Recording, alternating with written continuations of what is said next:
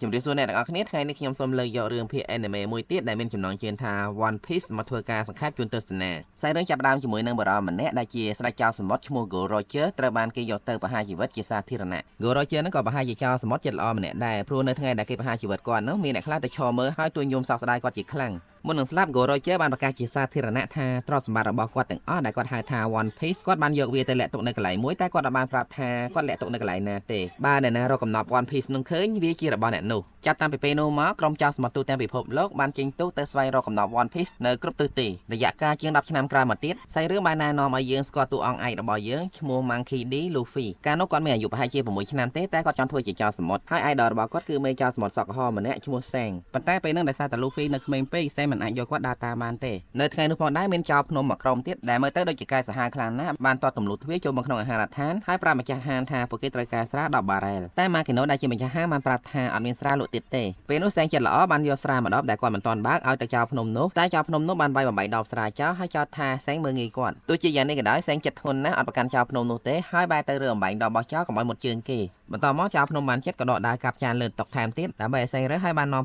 ំពួកចាក់ចេញពីទីនោះបាត់ទៅពេលឃើញអញ្ចឹង Luffy ក្តៅចិត្តជំនួស Sang ខ្លាំងណាស់តែ Sang ហើយនឹងក្រុមរបស់គាត់បែរជានាំគ្នាសោយកិលទៅវិញទង្វើរបស់ពួកគេនឹងបានធ្វើឲ្យ Luffy កាន់តែក្តៅមកកម្រិតទៀតហើយបានឡើងឈរស្រែកក្តៅស្ដីឲ្យ Sang ថាជាមនុស្សកំសាកតែ Sang បានពន្យល់គាត់ថាមានមនុស្សខ្លះមិនសមឲ្យគាត់ឆ្លោះជាមួយទេពេលនោះដោយសារតែខឹងជាមួយ Sang ពេក Luffy បានទៅយកផ្លែឈើរបស់ Sang ដែល Sang ដាក់ចោលនៅលើតុយកមកញ៉ាំពេលឃើញអញ្ចឹង Sang មានការភ្ញាក់ផ្អើលហើយនឹងព្រួយបារម្ភពី Luffy ខ្លាំងណាស់ព្រោះផ្លែឈើដែល Luffy ទុំញ៉ាំហ្នឹងមិនមែនផ្លែឈើធម្មតាទេគេហៅវាថា Gam fruit វាធ្វើឲ្យខ្លួនរបស់ Luffy យឺតដូចកៅស៊ូអញ្ចឹងហើយ Luffy នឹងអត់ចេះហែលទឹកអស់មួយជីវិតបន្តមកមិនយូរប៉ុន្មានស្រាប់តែមានហេតុការណ៍មួយបានកើតឡើងគឺ Luffy ត្រូវបានក្រុមចៅភ្នំចាប់ធ្វើបាបដោយសារតែគាត់ទៅទាមទារឲ្យក្រុមចៅភ្នំនឹងសុំទោស Sang ហើយពេលនោះ Sang ក៏បានទៅដល់ទីនោះផងដែរដែលនៅលើកនេះជាផុតពីការប៉ះទង្គិចគ្នាទេព្រោះតាមធម្មតា Sang ចិត្តធ្ងន់ណាស់ទោះបីគេស្ដាប់ទឹកមាត់ដាក់ក៏អត់ឆ្លោះជាមួយនឹងគេដែរតែបើសិនជាមានអ្នកណាគេហ៊ានប៉ះមិត្តភក្តិរបស់គាត់អ្នកនោះច្បាស់ជាមិនរួចខ្លួនទេនៅក្នុងការប្រយុទ្ធគ្នានោះដៃស្ដាំរបស់ Sang ម្នាក់ឈ្មោះ Ben Beckman ស្ម័គ្រចិត្តធ្វើជាអ្នកចាត់ការក្រុមចៅភ្នំ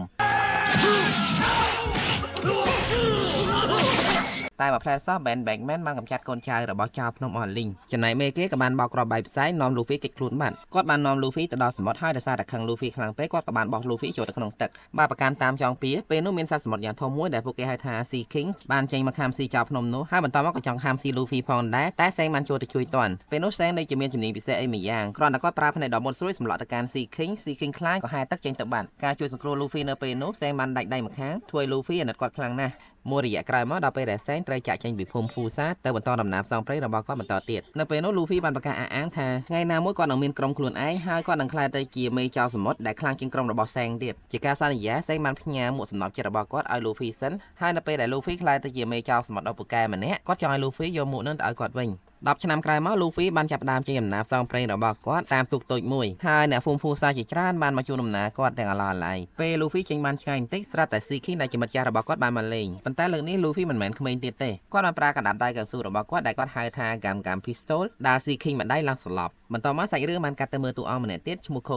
Kobe គឺជាក្មេងម្នាក់ដែលចៅសមុទ្រចាប់មកធ្វើការនៅលើទូករបស់ពួកគេមានថ្ងៃមួយ Kobe រុញប៉ះចំធុងបារ៉ាដែល Luffy ដេកនៅក្នុងនោះ Luffy ចូលទៅក្នុងធុងបារ៉ាដោយសារតែទូករបស់គាត់ត្រូវបានទឹកគួចយកទៅហើយក្រោយមកមានគេប្រទះឃើញធុងបារ៉ានោះក៏លើកឡើងលើកប៉ាល់ហើយក្រោយមកទៀតកប៉ាល់នោះក៏ត្រូវបានក្រុមចៅសមុទ្រប្លន់យកទៀតអញ្ចឹងហើយទៅពេលនេះ Luffy នៅលើទូករបស់ចៅសមុទ្រហើយបានជួបជាមួយនឹង Kobe ជាដំបូង Luffy អត់ខ្វល់ថាគាត់នៅកន្លែងណាទេសំខាន់ពេលនេះគាត់ឃ្លានហើយគាត់ទៅរកអីញ៉ាំសិននៅទីនោះ Kobe បានប្រាប់ Luffy ថាកាលពី2ឆ្នាំមុនពេលដែលគាត់កំពុងតែស្ទូចត្រីសុកមានក្រុមចៅសមុទ្រទៅចៅគាត់មកធ្វើទាស្ករនៅលើទូកមួយនឹងពេលនោះ Luffy បានសួរថាបើមិនចង់ធ្វើការនៅនឹងទេហេតុអីមិនរត់ហើយ Kobe ប្រាប់ថាគាត់អត់ហ៊ានតែសារតែកាប៉ាតែននៅលើកប៉ាល់នឹងឈ្មោះ Alvida កាយខ្លាំងណាស់បើដឹងថា Kobe ចង់រត់នាងច្បាស់ជាសម្លាប់គាត់ចោលហើយនិយាយខ្លីទៅ Kobe គឺជាមនុស្សកំសាកធ្វើអីគាត់ហ៊ានដែរតទៅពេលលឺ Luffy ប្រាប់ថាគាត់ចង់ទៅរកកំណប់ One Piece ដើម្បីធ្វើជាស្ដេចចៅសមុទ្រ Kobe ដឹងថាវាគ្រោះថ្នាក់ខ្លាំងណាស់ហើយគាត់អត់ជឿថា Luffy ធ្វើបានទេនៅពេលនោះ Luffy បានខកគាត់មកកញ្ញោខ្លួនហើយប្រាប់ថាមនុស្សយើងត្រូវតែធ្វើអីដែលយើងចង់ធ្វើមិនត្រូវបណ្តែតបណ្ដោយតាមជោគវាសនាទេពាក្យសម្ដីរបស់ Luffy បានធ្វើឲ្យ Kobe មានកម្លាំងចិត្តហើយគាត់សម្រេចចិត្តធ្វើតាមក្តីសម័យរបស់គាត់ដែលចង់ធ្វើជាកងម៉ារីនដើម្បីចាប់ជនអាក្រក់បន្ទាប់មកកាប៉ាតែនឈ្មោះ Alvada បានទៅដល់ទីនោះហើយពេល Luffy ឃើញក៏សួរ Kobe ថាចុះម្នាក់កម្មាំងហ្នឹងជានរណាគេតាមធម្មតា Alvada ខឹងណាស់ណាគេនិយាយថងហ្នឹងដល់ពេលលឺ Luffy និយាយអញ្ចឹងនាងច្បាស់ជាមិនឲ្យ Luffy រួចខ្លួនទេ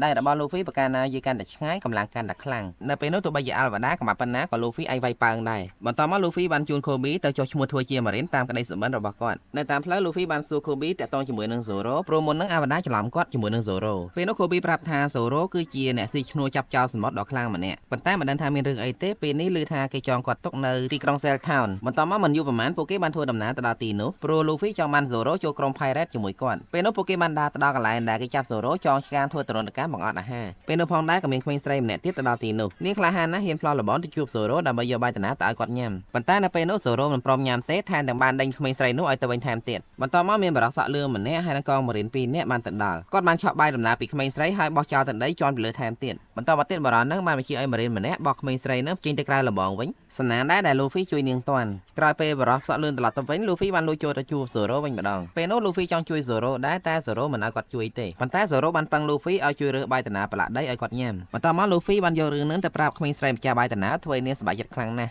ក្មេងស្រីម្នាក់នោះឈ្មោះរីកាហើយនាងប្រាប់ថា Zoro ត្រូវបានគេចាប់ចោលនឹងគឺដោយសារតែគាត់ជួយនាងកាលពីប្រហែលថ្ងៃមុនមានឆ្កែចចកមកក្បាលចូលមកហាងម៉ាក់របស់នាងហើយរីកាឃើញអញ្ចឹងក៏ទាញបោះចង់វាយវាតែវាបែរជាចង់ខាំរីកាវិញស្នាណាស់ដែលពេលនោះ Zoro បានវាយឆ្កែនោះជួយនាងតាន់តែពិតឆ្កែចចកហ្នឹងគឺជាសត្វចិញ្ចឹមរបស់បរិសសក់លឿងឈ្មោះ Helmepo នៅថ្ងៃនោះ Zoro មិនត្រឹមតែវាយឆ្កែទេវាយទាំងម្ចាស់ឆ្កែអាលីអាលើនឹងទៀតហើយដោយសារតែ Helmepo គឺជាកូនប្រុសរបស់មេកង Marine នៅតំបន់ហ្នឹងគាត់បានទៅទូពិតប៉ារបស់គាត់ឲ្យគេមកចាប់ចង Zoro បង្អត់អាហាររយៈពេល1ខែនៅពេលដែលពួកគេកំពុងតែនិយាយគ្នាហ្នឹងស្រាប់តែ Helmepo បានចូលមកអុកឡុកហាងម៉ាក់របស់រីកាម្ដងទៀតនៅពេលនោះ Luffy ក៏បានចូលទៅមើលហើយលើ Helmepo និយាយថាប៉ារបស់គាត់នឹងប្រហារជីវិត Zoro ឆាប់ៗនឹងហើយពេល Luffy ឮអញ្ចឹងក៏ដាល់ Helmepo បណ្ដាយរួចសច្ចាថាថ្ងៃនេះក៏នឹងបបួល Zoro ចូលក្រុមរបស់គាត់ឲ្យបានបន្ទាប់មក Helmepo បានរត់ទៅប្តឹងប៉ារបស់គាត់ឈ្មោះ Morgan ឲ្យចាប់ Luffy សម្លាប់ចោល Morgan គឺជាមេកង Marine របស់រដ្ឋាភិបាលនៅក្នុងតំបន់ហ្នឹងដែលកាចខ្លាំងនៅណាក៏ខ្លាចគាត់ដែរហើយក្នុងពេលជាមួយគ្នា Luffy បានទៅជួប Zoro ដើម្បីបបួល Zoro ចូលក្រុមជាមួយពេលនោះ Luffy អត់មានទុកពេលឲ្យ Zoro សម្រេចចិត្តអីទេគាត់ប្រាប់ Zoro ថាគាត់នឹងទៅយកដាវឲ្យ Zoro វិញមិនយូរប៉ុន្មាន Luffy បានទៅដល់មន្ទីរកង Marine ដែលនៅទីនោះ Morgan កំពុងតែបញ្ជាឲ្យគេលើករូបសំណាករបស់គាត់ឡើ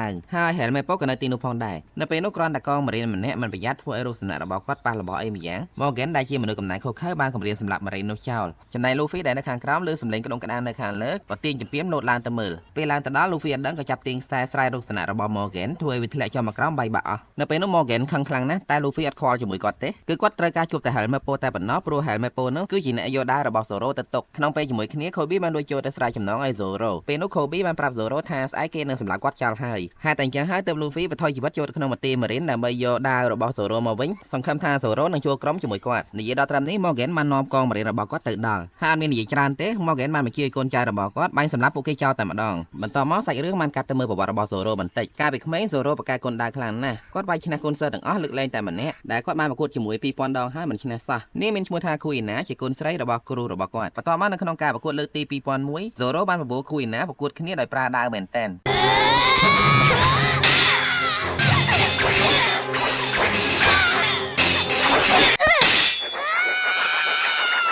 នៅក្នុងការប្រកួតលើកនោះ Kuina នៅតែឈ្នះដដែលពេលនោះ Zoro ពិតជាតូចចិត្តខ្លាំងណាស់តែ Kuina បានជួយនិយាយលើកទឹកចិត្តគាត់ជួយឲ្យគាត់មានកម្លាំងចិត្តឡើងវិញនៅថ្ងៃនោះពួកគេបានសន្យាជាមួយគ្នាថាថ្ងៃណាមួយក្នុងចំណោមពួកគេទាំងពីរនាក់នឹងមានម្នាក់ខ្លាចទៅជាអ្នកកំពូលគុនដាវដែលខ្លាំងជាងគេនៅលើโลกប៉ុន្តែក្រោយមកមិនយូរប៉ុន្មាន Kuina បានជួបឧបទ្ទហេតុគ្រោះថ្នាក់ស្លាប់បាត់បង់ជីវិតពេលនោះ Zoro បានទៅសុំដាវរបស់ Kuina ពីលោកគ្រូរបស់គាត់យកទៅប្រើដើម្បីខ្លាចទៅជាអ្នកគុនដាវដ៏ខ្លាំងបំផុតនៅលើโลกដោយបានសន្យាជាមួយ Kuinaត្រឡប់មកមើលពេលបច្ចុប្បន្នវិញនៅពេលដែលកង Marine កែកាយកំភ្លើងបាញ់ទៅកាន់ Zoro Luffy បានយកខ្លួនទៅជួយពាំងហើយដោយសារតែរាងកាយរបស់ Luffy ស្វិតយឺតដូចកៅស៊ូគ្រាប់កំភ្លើងធម្មតាមិនអាចធ្វើអីគាត់បានទេបន្ទាប់មក Luffy បានបកគោលដាវទាំង3របស់ Zoro ឲ្យ Zoro វិញហើយសួរគាត់ថាចង់ចូលរួមវាយជាមួយចោរសមុទ្រដែលជារឿងខុសច្បាប់ឬក៏ចង់ឲ្យកង Marine សម្លាប់គាត់ចោលឥឡូវហ្នឹងពេលហ្នឹង Zoro លែងខ្វល់ពីរឿងខុសច្បាប់អីទៀតហើយឲ្យតែគាត់នៅមានជីវិតនិងមានឱកាសខ្លាយទៅជាអ្នកកំពូលគុនដាវដែលខ្លាំងជាងគេនៅលើโลกបានន័យថា Zoro សុខចិត្តចូលរួមក្រុមជាមួយនឹង Luffy និយាយពី Morgan វិញបន្ទាប់ពីគ្រាប់កំភ្លើងធ្វើឲ្យ Luffy អត់បានគាត់បានបញ្ជាឲ្យកង Marine ប្រើដាវសម្រុកចូលទៅវិញម្ដងតែ Zoro បានចូលខ្លួនទៅទប់ពេលនោះ Zoro និង Luffy បានរួមគ្នាចាត់ការកង Marine ឲ្យដកថយហើយ Luffy បានសម្រុកចូលទៅវាយដូរជាមួយ Morgan យ៉ាងក្លាហានក្នុងការប្រយុទ្ធគ្នានៅលើនោះ Morgan ដែលគេខ្លាចគ្រប់គ្នាអត់មានធ្វើអី Luffy បានបន្តិចទេបែរជាត្រូវបាន Luffy ចាប់វាយឡើងទក់សាច់បន្តមកទៀត Helmepo បានទៅចាប់ Kobe ធ្វើជាចំណាត់ខ្មាំងពេលនោះ Kobe ក៏ក្លាហានណាស់ដែរមិនឲ្យ Luffy ខ្វល់ពីគាត់ទេដល់ពេលអញ្ចឹងទៅ Luffy អត់ខ្វល់ទេក៏សុទ្ធ Helmepo មកដៃពីចម្ងាយក្នុងពេលជាមួយគ្នា Morgan ក៏បានងើបមកវិញហើយចង់លួចកាប់ Luffy ពីក្រោយតែ Zoro បានស្ទុះវឹបចូលទៅជួយបន្ទាប់ពីបានកម្ចាត់ Morgan ពីអ្នកឪកូននឹងរួចហ ហើយកូនតាហ៊ានម៉ារីនអត់មានអ្នកណាខ្វល់ខ្វាយអីទេបែរជានាំគ្នាស្រែកហូរកញ្ជ្រៀវសប្បាយអើងកង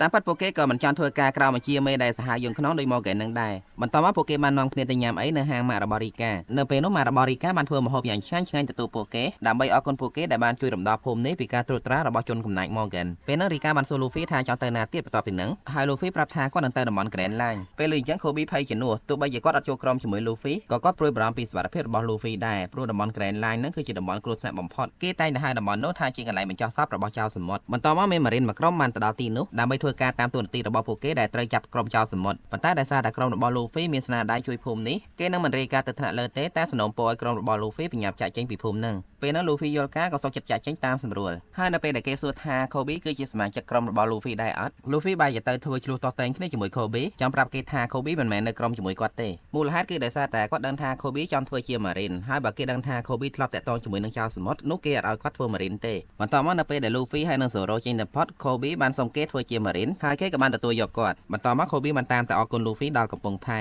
ហើយ Zoro បាននិយាយលេងថាវាមិនដែល Marine ណាមកអរគុណចៅសមុទ្រមើលទៅរឿងនឹងតើគាត់ចូលក្នុងសភៅប្រវត្តិសាស្ត្រទៅបានសម្រាប់រឿងនេះផងដែរខ្ញុំសូមស្លេះត្រឹមប៉ុណ្ណេះសិនសូមអរគុណអ្នកទាំងអស់គ្នាដែលបានតាមដានទស្សនាសង្ឃឹមថាអ្នកទាំងអស់គ្នានឹងចូលចិត្តហើយជួយចុច like និង comment បានច្រើនហើយក៏សូមសំណូមពរដល់អ្នកដែលមិនទាន់បាន Subscribe Channel មនោចរណៃទេក៏ជួយ Subscribe ម្នាក់មួយដើម្បីជួយផ្ដល់កម្លាំងចិត្តដល់ខ្ញុំផងបាទសូមអរគុណសូមជូនពរសុខភាពល្អអនាគតបបររុងរឿង